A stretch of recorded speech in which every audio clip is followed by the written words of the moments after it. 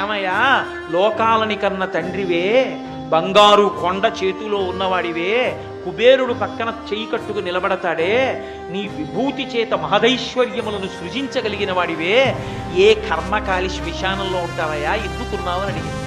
పార్వతి, నా కర్మకాలి కాదు, నాకు చేత కాక కాదు, నాకో 100 గజాల స్థలం లేక కాదు, ఈ సమస్త భూమండలము నాది, అన్ని బ్రహ్మాండములు నావి.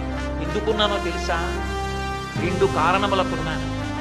నా అంతవాణ్ణి నేను తెల్లగా ఉంటాను, పొడుగ్గా ఉంటాను, నాకు ఇంత పాండిత్యం వచ్చు, నాకు ఇన్ని ఉపన్యాసాలు చెప్పాను, ఇంత బాగా నటించాను, ఇంత ఐశ్వర్యం ఉంది, ఇంత పెద్ద ఉద్యోగస్తుడిని, ఇంత అధికారిని, ఇన్ని చెప్పుకున్నవాడి ఊపిరి వెళ్ళిపోయాక వాడిని తీసుకొచ్చి కొడుకు కట్టెల్లో పెట్టి అగ్నిహోత్రంలో వేల్చి కపాలం పగిలిపోయాక ఇంటికి వెళ్ళిపోతాడు స్నానం చేసి.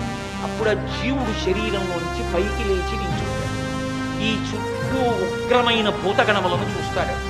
నా వారన్న వారెవ్వరు ఉండరు. సూర్యాస్తమయానికి ముందే ప్రేత సంస్కారం అవుతుంది కాబట్టి తిరిగి తన ఇంటికి వెళ్ళలేడు. ఆ శరీరంతో ఇక పంపరు బయటికి.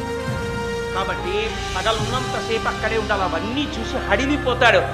ఇంతమంది నా వారని బతికున్నంతకాలం సంపాదించి వాళ్ళందరికీ పెట్టినటువంటి వాడు శరీరం కాలిపోయిన తరువాత నా అన్నవాడు లేక ఒక్కడు నిలబడిపోతే, నా వారన్నవారు లేరని ఏడుస్తుంటే నేనున్నానని అభయం ఇవ్వడానికి అక్కడ నించున్నారు పార్వతి అన్నాడు.